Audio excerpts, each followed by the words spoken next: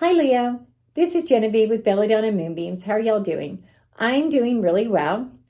This is the reading for the week of December 28th, 2020 through January 3rd, 2021. Yay! Now, that does not mean that poof, it's going to all be different.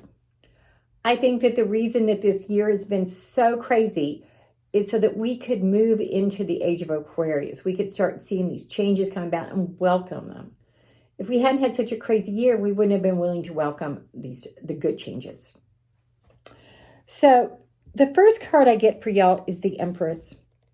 The Empress is feminine energy and she's reversed, which tells me that this energy is around you, but you haven't really been receptive to it. That either that you've been seeing it as not necessarily what you wanted to put out there. But the Empress has what she needs to nurture herself. She's out the wheat and the water and the trees, and she's sitting there with the wand in her hand, and she has it all. And you need to let that feminine energy come into you.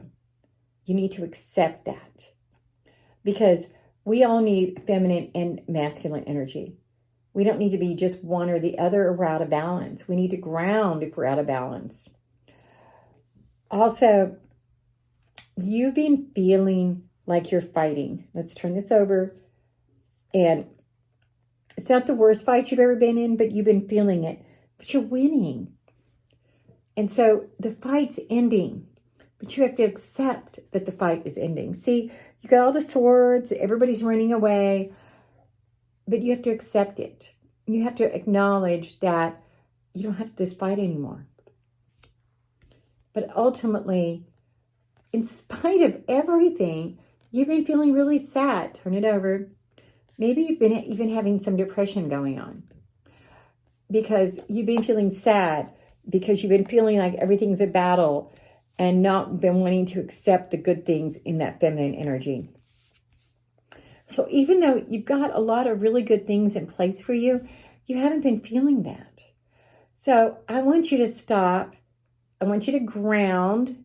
That might, as lovely as it is, if you're here in the South, go barefoot. If you're somewhere else, you're going to have to figure out your own way of grounding. Go hug a tree. Go buy some flowers at Whole Foods or Walmart or wherever and appreciate nature. And as you're enjoying that nature, meditate on the nature, love the nature, and you're going to start to realize that you don't have to fight anymore and that you don't have to be sad anymore. That's been left behind. But you're still sad, okay? And this sadness is something different. Now we're going to turn this over. Once again, it's not as bad as it could be because it was upside down. But this sadness, I believe, is caused by the Queen of Swords, which was also upside down. And this says, is there someone around you also with feminine energy that is not to be trusted? This person might be trying to control you. But I think deep down, they're not on your side. They might be acting like they're on your side. And as you recognize they're not on your side, it makes you really sad. Now we have the Page of Wands. This card is about travel and looking beyond yourself. It's about the world, about things beyond us, and appreciating that. And I think there's going to be some travel in your life. Now, I don't think it's going to necessarily be big travel. It could be. Maybe you're going to Europe. But I think that it's going to be some kind of travel. For example, I live in Oklahoma City. So when I go to Tulsa, I feel like that's travel. Whatever you feel as travel. I don't always think of, when I go to work over there, I don't think of it as travel. But when I go see my kids, I do. So for pleasure travel, I think. I don't think this is work travel. And then you get the Four of Pentacles. And this card is about having financial security, but you're holding on to it too tight. Or holding on to something too tight. So I think that when you're doing this travel, you need to appreciate it, enjoy it.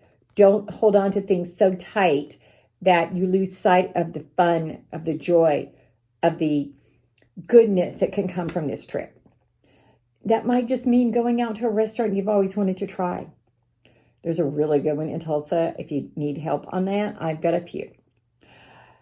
And then we get the Sun card. This is all about success, but once again, it's reversed. So let's turn it over. And this card tells me that you're going to get success. That success is coming. Things are good are coming to you. But it's not quite yet. You're moving into it. I would say in the next month for sure, but not today. And part of the reason that you have it's not quite today is you have all these choices. See, this person's got choices, but this one's got a snake coming out of it. That's got a head coming out of it. That's a gorgeous crystal, some flowers. So before you get that success, you have to choose behind door number 1 through 7, which one is the right door for you.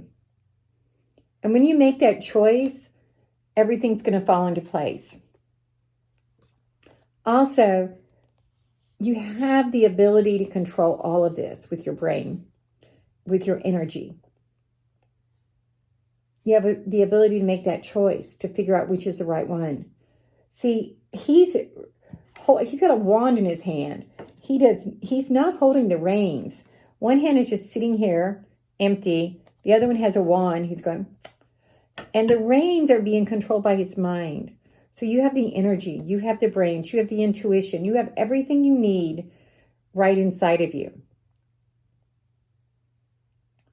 And right now, you've got to make those choices.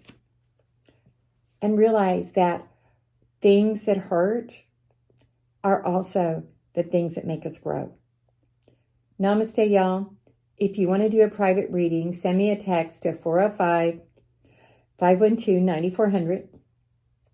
Don't forget, on January 5th at 9 a.m. Central Standard Time in 2021, I'm going to be doing a YouTube Live, and I will be answering your questions for free on my YouTube Live. You can also send them to me in advance by text to 405-512-9400 if you can't be there for the live.